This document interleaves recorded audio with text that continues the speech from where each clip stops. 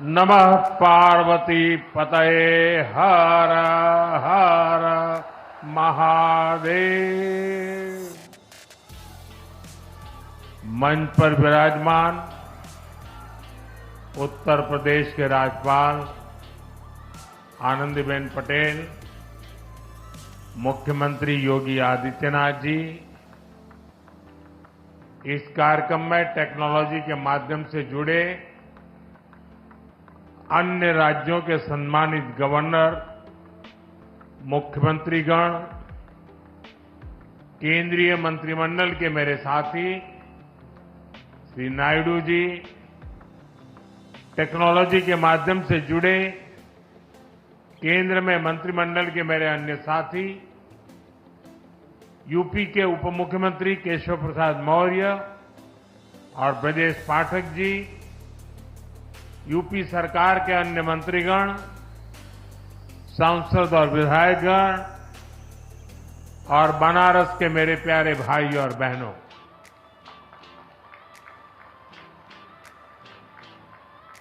आज एक बार फिर बनारस का घरे आवे के मौका मिलल है।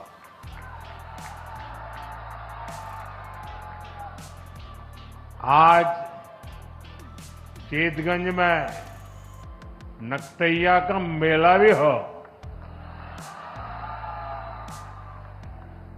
धनतेरस, दीपावली और छठी मैया के त्योहार सब आवत है।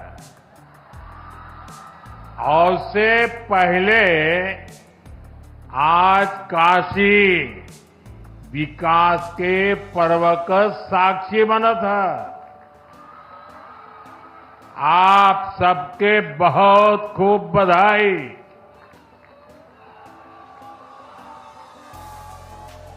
साथियों, काशी के लिए आज का दिन बहुत ही शुभ है।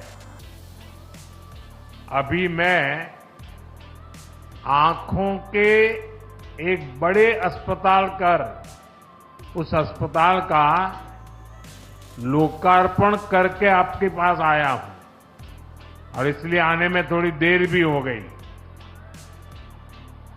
शंकरा नेत्र अस्पताल से बुजुर्गों और बच्चों को बहुत मदद मिलने वाली है।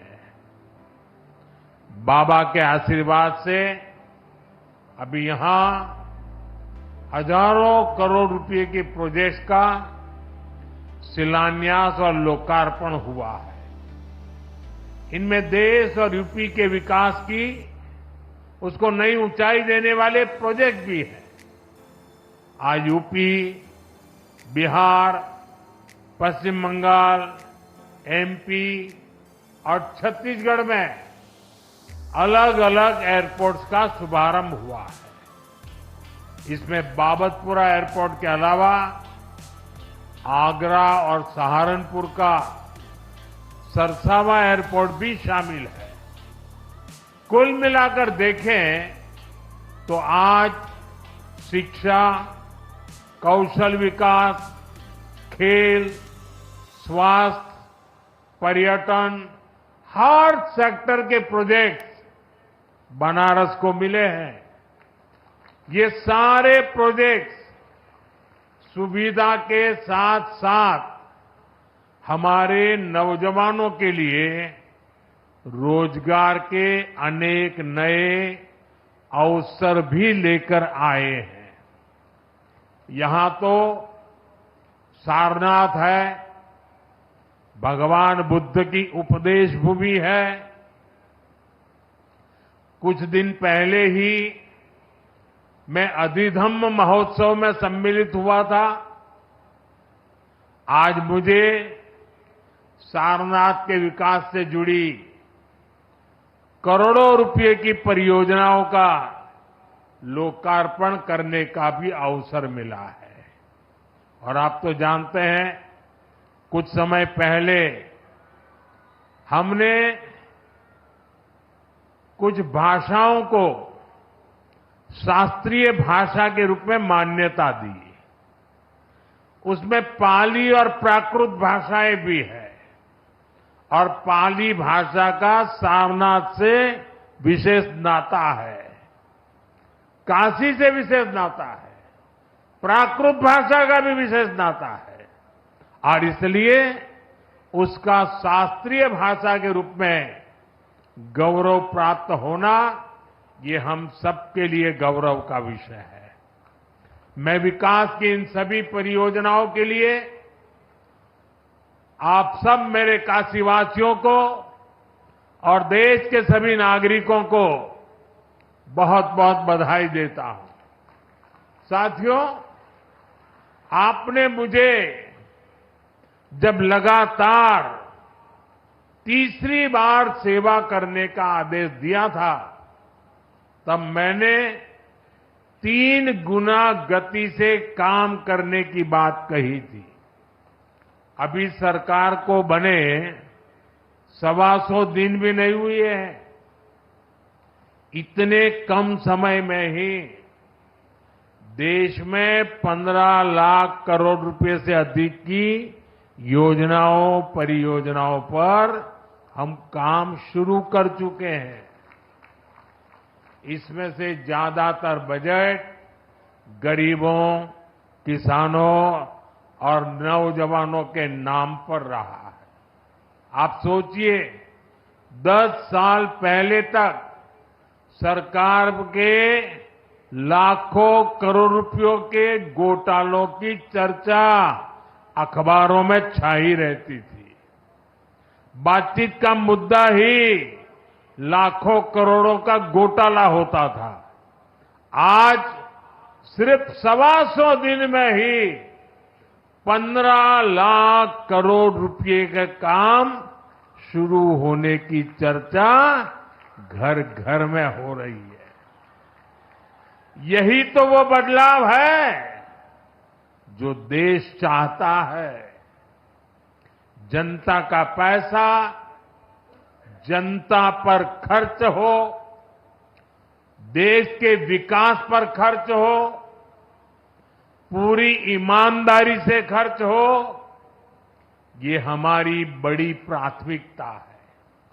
साथियों, बीते 10 सालों में हमने देश में इंफ्रास्ट्रक्चर निर्माण का एक बहुत बड़ा अभियान शुरू किया है और इंफ्रास्ट्रक्चर के इस अभियान के 2 सबसे बड़े लक्ष्य हैं। पहला लक्ष्य निवेश से नागरिकों की सुविधा बढ़ाने की है। दूसरा लक्ष्य निवेश से नौजवानों को नौकरी देने का है। आज देश भर में आधुनिक हाईवे बन रहे हैं, नए नए रूट्स पर रेलवे ट्रैक बिछाए जा रहे हैं, नए नए एयरपोर्ट बन रहे हैं और ये सिर्फ ईंट, पत्थर और लोहे सरिया का काम नहीं हो रहा, बल्कि इससे लोगों की सुविधा बढ़ रही है। देश के युवाओं को नौकरियां भी मिल रही है। साथियों, आप देखिए, जब हमने बाबतपुरा एयरपोर्ट वाला हाईवे बनाया, एयरपोर्ट पर आधुनिक सुविधाएं बढ़ाई, तो क्या फायदा सिर्फ आने जाने वालों को मिला? नहीं, इससे बनारस के कितने ही लोगों को रोजगार मिला। इससे खेती, उद्योग और पर्यटन तीनों को बल मिला। आज बनारस आने वाले लोगों की संख्या तेजी से बढ़ी है। कोई घूमने के लिए आ रहा है, कोई व्यापार के लिए आ रहा है और इसमें फायदा आपका हो रहा है। इसलिए अब जब बाबतपुर हवाई अड्डे का और विस्तार होगा तो आपको और ज्यादा फायदा होगा। आज इस पर काम भी शुरू हो गया है।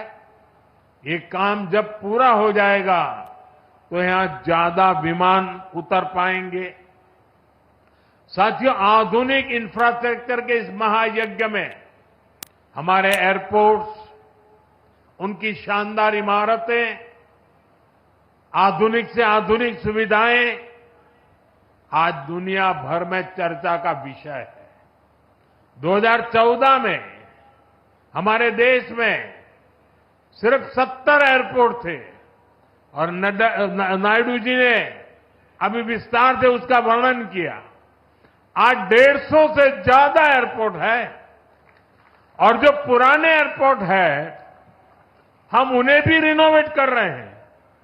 पिछले साल देश में 1 दर्जन से अधिक एयरपोर्ट पर नई सुविधाओं का निर्माण हुआ, मतलब हर महीने एक। इनमें अलीगढ़, मुरादाबाद, श्रावस्ती और चित्रकूट एयरपोर्ट भी शामिल है। अयोध्या भी एक भव्य इंटरनेशनल एयरपोर्ट हर रोज राम भक्तों का स्वागत कर रहा है। आप जरा सोचिए, वो भी दिन थे जब यूपी को खस्ताहाल सड़कों के लिए ताने दिए जाते थे। आज यूपी की पहचान एक्सप्रेस वे राज्य के रूप में हुआ है। आज यूपी की पहचान सबसे अधिक इंटरनेशनल एयरपोर्ट वाले राज्य की है। नोएडा के जेवर में भी जल्द ही एक भव्य इंटरनेशनल एयरपोर्ट बनकर तैयार होने जा रहा है। यूपी की इस प्रगति के लिए मैं योगी जी, केशव प्रसाद मौर्य जी, ब्रिजेश पाठक जी, उनकी पूरी टीम की सराहना करता हूं। साथियों, बनारस का सांसद होने के नाते भी जब यहां की प्रगति देखता हूं तो संतोष होता है। काशी को शहरी विकास की मॉडल सिटी बनाने का सपना तो हम सभी ने साथ मिलकर देखा है। एक ऐसा शहर जहां विकास भी हो रहा है और विरासत भी संरक्षित हो रही है। आज काशी की पहचान बाबा विश्वनाथ के भव्य और दिव्य धाम से होती है। आज काशी की पहचान रुद्राक्ष कन्वेंशन सेंटर से होती है। आज काशी की पहचान रिंग रोड और गंजारी स्टेडियम जैसे इंफ्रास्ट्रक्चर प्रोजेक्ट से होती है। आज काशी में रोपवे जैसी आधुनिक सुविधा बन रही है। ये चौड़े रास्ते, ये गलियां, ये गंगा जी के सुंदर घाट आज सबका मन मोह रहे हैं। साथियों, हमारा निरंतर प्रयास है कि हमारी काशी, हमारा पूर्वांचल व्यापार कारोबार का और बड़ा केंद्र बने। इसलिए कुछ दिन पहले ही सरकार ने गंगा जी पर एक नए रेल रोड ब्रिज के निर्माण को स्वीकृति दी है। जॉन राजघाट का पुल होना, एकरे पास में एक थे भव्य पुल और बने जा था। एकरे नीचे कई थे ट्रेन चले और ये ऊपर 6 लेन का हाईवे भी बनी। एक कर लाभ बनारस और इस चंदौली के लाखन लोगन के मिले। साथियों, हमारी काशी अब खेलों का भी एक बहुत बड़ा केंद्र बनती जा रही है। सीगरा स्टेडियम अब नए रंग रूप में आपके सामने है। नए स्टेडियम में राष्ट्रीय प्रतियोगिताओं से लेकर ओलंपिक तक की तैयारियों के इंतजाम हो गए हैं। यहां खेलों की आधुनिक सुविधाएं बनी हैं। काशी के नौजवान खिलाड़ियों का सामर्थ्य क्या है, ये सांसद खेल प्रतियोगिता के दौरान हमने देखा है। अब पूर्वांचल के हमारे बेटा बेटी का बड़ा खेल के तैयारी बढ़े। अच्छी सुविधा मिल गई है। साथियों, समाज का विकास तब होता है जब समाज की महिलाएं और नौजवान सशक्त होते हैं। इसी सोच के साथ सरकार ने नारी शक्ति को नई शक्ति दी है। करोड़ों महिलाओं को मुद्रा लोन देकर उन्हें व्यापार करने की सहूलियत दी गई है। आज हम गांव-गांव में लखपति दीदी बनाने के लिए काम कर रहे हैं। आज गांव की हमारी बहनें अब ड्रोन पायलट भी बन रही है। और ये तो काशी है, यहां साक्षात शिव भी माता अन्नपूर्णा से भिक्षा मांगते हैं। काशी ये सिखाती है कि समाज तभी समृद्ध होगा जब नारी सशक्त होगी। इसी भावना से हमने विकसित भारत के हर संकल्प में नारी शक्ति को केंद्र में रखा है। जैसे पीएम आवास योजना ने करोड़ों महिलाओं को उनके अपने घर की सौगात दी है। इसका बहुत बड़ा लाभ यहां बनारस की महिलाओं को भी मिला है। आपको पता है, सरकार अब 3 करोड़ और नए घर बनाने जा रही है। यहां बनारस में भी जिन महिलाओं को पीएम आवास के घर नहीं मिले, उन्हें भी जल्द से जल्द ये घर दिए जाएंगे। हमने घर घर नल से जल और उज्ज्वला गैस तो पहुंचाई है। अब मुफ्त बिजली और बिजली से कमाई वाली योजना भी चल रही है। पीएम सूर्य घर मुफ्त बिजली योजना से हमारी बहनों का जीवन और आसान होने वाला है। साथियों, अपनी काशी बहुरंगी सांस्कृतिक नगरी है। यहां भगवान शंकर का पावन ज्योतिर्लिंग है, मणिकर्णिका जैसा मोक्ष तीर्थ है, यहां सारनाथ जैसा ज्ञान स्थल है। दशकों दशक बाद बनारस के विकास के लिए इतना काम एक साथ हो रहा है। वरना काशी को तो जैसे उसके हाल पर छोड़ दिया गया था। इसलिए आज मैं हर काशीवासी के सामने एक सवाल उठा रहा हूं। आखिर वो कौन सी मानसिकता है जिसके चलते पहले काशी को विकास से वंचित रखा गया? 10 साल पहले की स्थिति याद करिए। बनारस को विकास के लिए तरसाया जाता था। जिन लोगों ने यूपी में लंबे समय तक सरकारें चलाई, जो लोग दिल्ली में दशकों तक सरकार में बैठे रहे, उन्होंने कभी बनारस की परवाह क्यों नहीं की? इसका जवाब है परिवारवाद और तुष्टीकरण की राजनीति। कांग्रेस हो या समाजवादी पार्टी, ऐसे दलों के लिए बनारस का विकास न पहला प्राथमिकता में था, न भविष्य में कभी होगा। इन दलों ने विकास में भी भेदभाव किया, जबकि हमारी सरकार सबका साथ सबका विकास के मंत्र पर चलती है। हमारी सरकार किसी योजना में भेदभाव नहीं करती। हम जो कहते हैं वो डंके की चोट पर करके दिखाते हैं। अयोध्या में भव्य राम मंदिर बनेगा। आज अयोध्या में हर रोज लाखों लोग रामलला के दर्शन करने जा रहे हैं।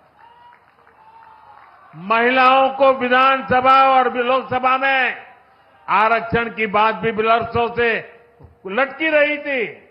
यह ऐतिहासिक काम भी हमारी सरकार ने पूरा किया है। 3 तलाक की कुरीति से कितने ही परिवार पीड़ित थे। मुस्लिम बेटियों को इससे मुक्ति दिलाने का काम हमारी सरकार ने किया। ये भाजपा सरकार ही है जिसने ओबीसी आयोग को संवैधानिक दर्जा दिया। ये भाजपा सरकार है एनडीए सरकार ही है जिसने बिना किसी का हक छीने गरीबों को 10% आरक्षण दिया। साथियों, हमने अपना काम किया, नेक नियत से नीतियां लागू की, ईमानदारी से देश के हर परिवार का जीवन बदलने का प्रयास किया। इसलिए देश भी हमें लगातार आशीर्वाद दे रहा है। अभी हरियाणा में हमने देखा है कि कैसे वहां तीसरी बार लगातार भाजपा की सरकार बनी है। जम्मू कश्मीर में भी भाजपा को रिकॉर्ड वोट मिले हैं। साथियों, आज भारत के सामने परिवारवादी राजनीति का भी बहुत बड़ा खतरा है। ये परिवारवादी सबसे ज्यादा नुकसान देश के युवाओं को करते हैं। ये कभी भी युवाओं को मौका देने में विश्वास नहीं करते। इसलिए मैंने लाल किले से एक आह्वान किया है, मैं देश के 1 लाख ऐसे नौजवानों को राजनीति में लाऊंगा जिनके परिवार का राजनीति से कोई लेना देना नहीं है। ये भारत की राजनीति की दिशा बदलने वाला अभियान है। ये भ्रष्टाचार और परिवारवादी मानसिकता को मिटाने का अभियान है। ये काशी के उत्तर प्रदेश के नौजवानों से भी कहूंगा कि आप खुले मन से नई राजनीति की धुरी बने। काशी का सांसद होने के नाते मैं यहां के नौजवानों को ज्यादा से ज्यादा आगे लाने के लिए प्रतिबद्ध हूं। साथियों, काशी का ये मंच एक बार फिर पूरे देश के नए विकास प्रतिमानों का आरंभ स्थल बना है। काशी एक बार फिर राष्ट्र को नई गति देने का साक्षी बनी है। मैं एक बार फिर आज के विकास कार्यक्रम से जुड़े सभी राज्यों को, सभी माननीय गवर्नर्स को, सभी माननीय मुख्यमंत्रियों को और काशी के लोगों को, देशवासियों को बहुत बहुत बधाई देता हूं। मेरे साथ बोलिए, नमः पार्वती पतये हर हर महादेव।